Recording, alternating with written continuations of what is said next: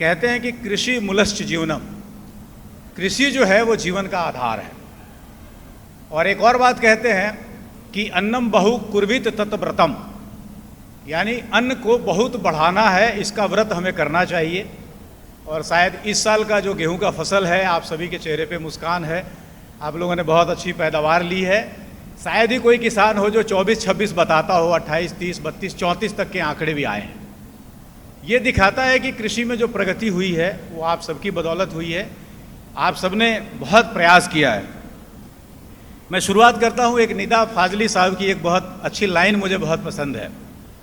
कहते हैं कि कोशिश कर उम्मीद भी रख, कोशिश कर उम्मीद भी रख, रास्ता भी चुन, फिर इसके बाद थोड़ा मुकद्दर तलाश कर। क्यों? क्योंकि किसानी बहुत कुछ निर्भर करती है हमारे मुकद्दर पे। हमने सारा प्रयास कर लिया, हमने सारी व्यवस्थाएं कर ली, अच्छे बीज ला दिए, अच्छी तरह देखभाल कर ली, लेकिन अंत में क्या होता है कि अगर मार्च के महीने में आंधी आ गया, ओला पड़ गया, बारिश आ गई, तो फिर मुकद्दर तो तलाशना पड़ता है। और खेती तो हमेशा, जैसा मदन लाल जी को खुशी होगी कि प्रोटेक्टेड कल्टीवेशन में सारी खेती हो ही नहीं सकती, तो निश्चित तौर पे 10,000 20,000 का आंकड़ा होगा, हेक्टेयर का होगा, जिसमें हम प्रोटेक्टेड कल्टीवेशन कर रहे हैं। साथियों, मैं आपका ध्यान आकर्षित इस मुद्दे पे करना चाहता हूं कि आखिर में ऐसा क्यों है कि कोई किसान कहता है कि खेती घाटे का सौदा है। कोई किसान क्यों कहता है कि खेती से जितना कमाया जा सकता है उतना किसी और चीज से नहीं कमाया जा सकता है। ये सिर्फ मुझे लगता है नज़र और नज़रिए का फर्क है। और बहुत सारे वक्ताओं ने इस बात को कहा भी। किसी ने कहा डेयरी को समाहित करिए, किसी ने कहा बागवानी फसलों को लेकर के आइए। और निश्चित तौर पे हमने भी बहुत सारे आंकड़े इकट्ठे कर लिए, बहुत सारा अर्थशास्त्र भी लगा लिया। जहाँ ठेके पे ज़मीन अगर 60,000 की जाएगी, 70,000 की जाएगी, वहाँ पे निश्चित तौर पे किसान को आमदनी तो नहीं होगी, इसमें कोई शक भी नहीं है।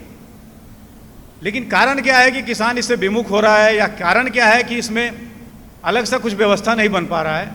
उसका एक कारण सबसे बड़ा मुझे जो समझ में आता है, और हमारे साथ मेनन साहब बैठे हैं, फिल्म इंडस्ट्री से हैं, हमने किसानी को हमेशा पिटता हुआ व्यवसाय दिखाया है। चाहे हल लिया हुआ किसान, फावड़ा चलाता हुआ किसान, चाहे वो बेशक कृषि मजदूर ही क्यों ना हो, लेकिन उसको हमने किसान ही बताया। नतीजा क्या हुआ कि हमारी नई नस्ल जो है, जनरेशन है, वो कोई भी खेती नहीं करना चाह रही। और मैं तो उस प्रदेश से आता हूं जो भारत की आज़ादी का साक्षी है, जहां नील की खेती होती थी। चंपारण जिला बिहार से आता हूं, जो गांधी को गांधी बनाता है और इस देश में क्रांति आती है और हम आज़ाद होते हैं। लेकिन आज हमने क्या किया? पूरी की पूरी नई जनरेशन हमने बाहर बिठा दी। हमने किसी को खेती करना सिखाया ही नहीं। हमें लगता है कि खेती सबसे तौहीन का सौदा है, इसमें मजा ही नहीं आता है। आप सारी की सारी खेती मजदूर पे आधारित है। आज 40 से 50% खेती पंजाब हरियाणा का ठेके पे है। जब वो ठेके पे खेती होगी तो कहाँ जमीन से मोह होगा? आप कितना भी ऑर्गेनिक कार्बन की बात कर लें, वो क्यों बढ़ाएगा? उसको तो मासिक की एक तीली बहुत सस्ती लगती है, और 1 महीने का प्रयास और बहुत तरीके से फसल अवशेष प्रबंधन बहुत बेनामी सा लगता है कि इसमें इतना प्रयास क्यों करें। तो कहीं ना कहीं अभी भी जड़ों में हमें काम करने की आवश्यकता है। जिसको कनाडा भेजना है भेजिए, जिसको इटली भेजना है भेजिए, उसमें कोई दो राय नहीं है। आपको लगता है कि बच्चे वहाँ सुखी हैं तो कोई बात नहीं, लेकिन अगर बिना कुछ पैदा किए अमेज़न सब कुछ बेच सकता है, बिना बैंक खोले पेटीएम और गूगल पे सब कुछ बैंकिंग का कर सकता है, तो क्या किसान सब कुछ पैदा करके बेचना क्यों नहीं सीख पाया?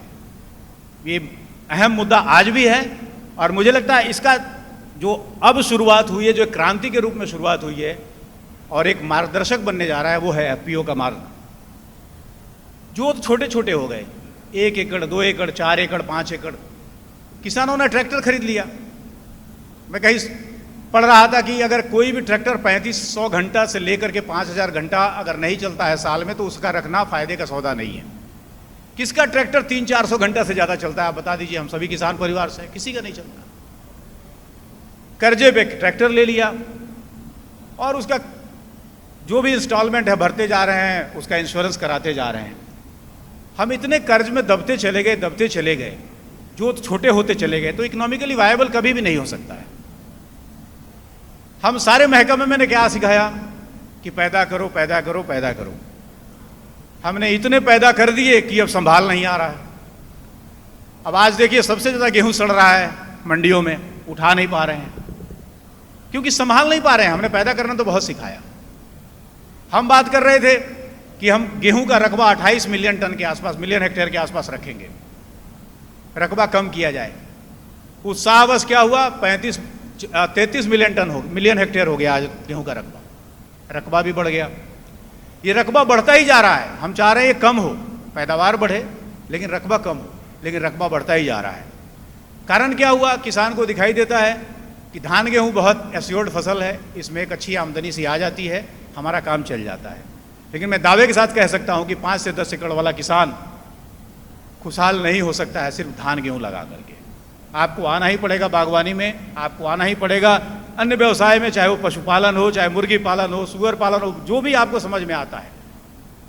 और जिन लोगों ने इससे अलग हट के कुछ किया है उन्होंने ही बहुत कुछ कमाया है।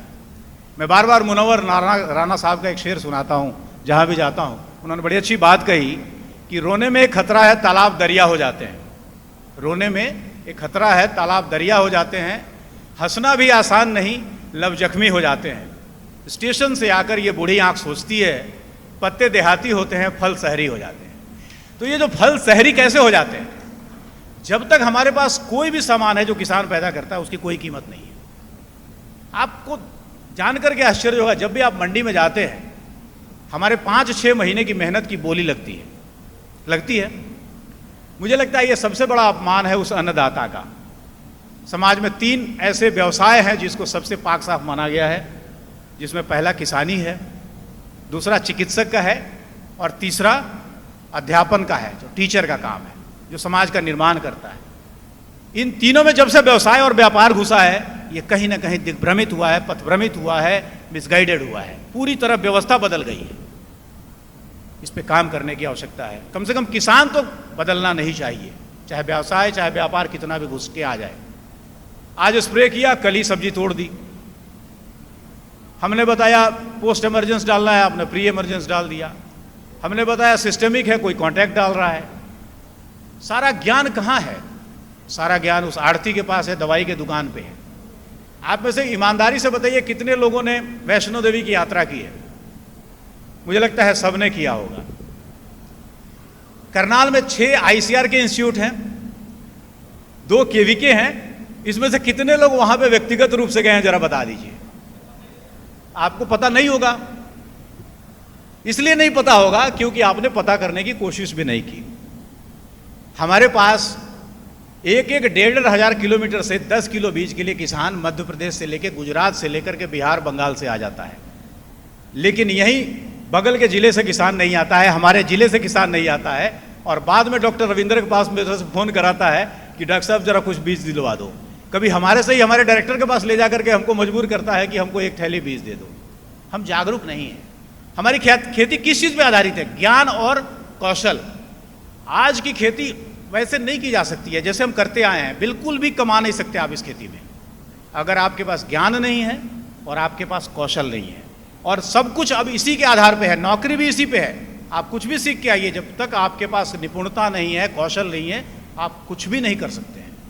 तो इसलिए जहाँ से भी ज्ञान मिले आप हमें तंग करिए, मदन लाल जी को तंग करिए, सोरान साहब हैं इनको तंग करिए, विकास जी हैं, KVK के लोग हैं, सबको तंग करिए। आप बार बार जाइए। आपको मैं बार बार कहता हूँ, आप जितनी बार जाएंगे एक नई चीज़ लेकर के आएंगे।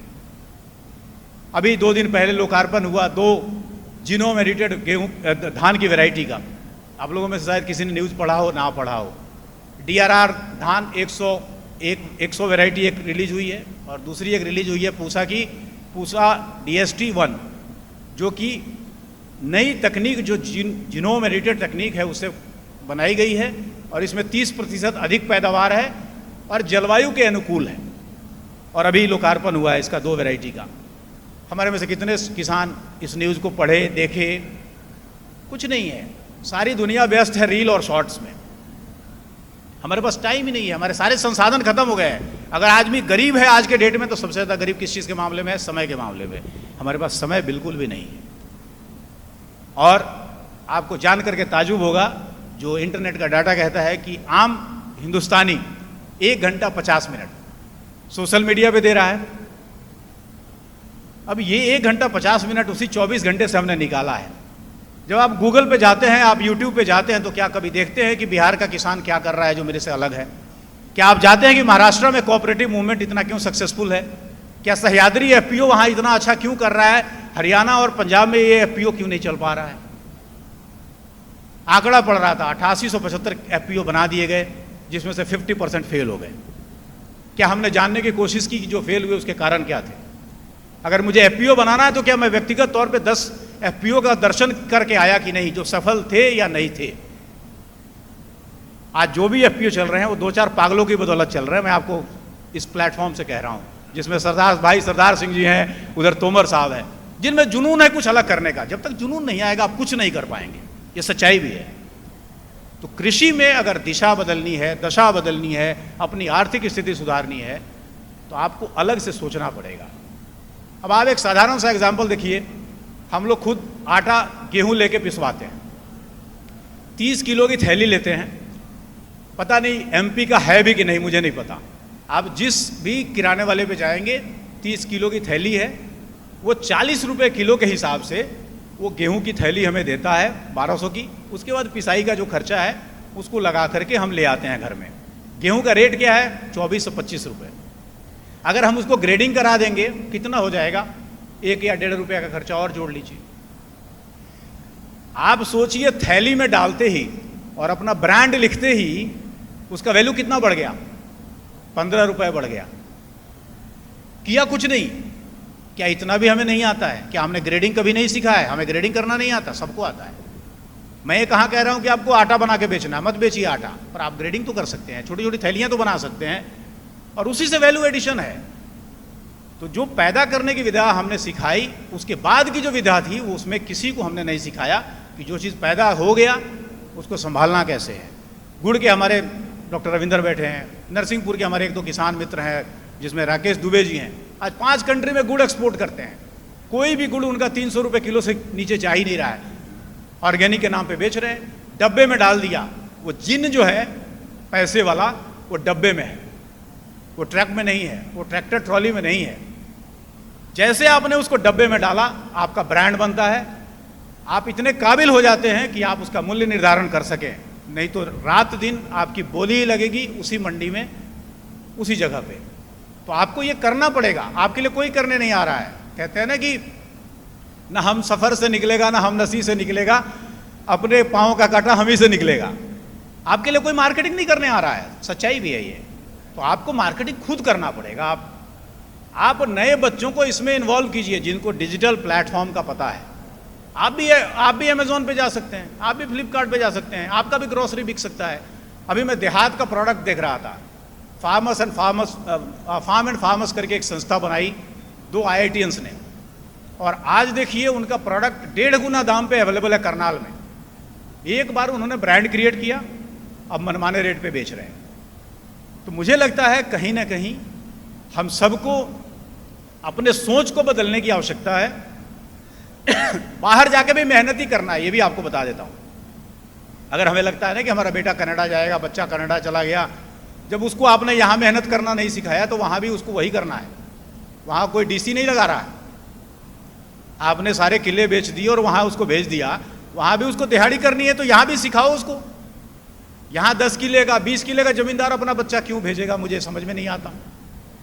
उसको खेती करना नहीं सिखाना है, उसको मार्केटिंग सिखाइए। खेती करने के लिए आपके पास ड्राइवर होगा, लेबर होगी, सब कुछ होगा, करना खुद पड़ेगा। मुझे ताजुब है, किसान हमारे मित्र हैं, उनका बेटा न्यूजीलैंड से पढ़ के आ रहा है, आर्या डेयरी फार्म जो डॉक्टर साहब है, और वो न्यूजीलैंड से पढ़ के आ रहा है। सारी नई नई IoT बेस्ड कॉलर डिवाइसेस वो लगा रहे हैं अपने फार्म पे, और वो लड़का यहीं बिजनेस करेगा। मुझे उस दिन बड़ी खुशी हुई, तसल्ली पहली बार मिली। बिरादरी, रोड बिरादरी हो तो और भी खुशी मिल सकती है आपको, क्योंकि रोड बिरादरी के तो मैक्सिमम लोग बाहर हैं। रखिए बच्चों को यही। ये भारत भूमि बहुत समृद्ध है, पालन पोषण करने के लिए आज भी यहाँ पे कॉस्ट ऑफ लिविंग बहुत सस्ता है, आप गुजर बसर बहुत आसानी से कर सकते हैं।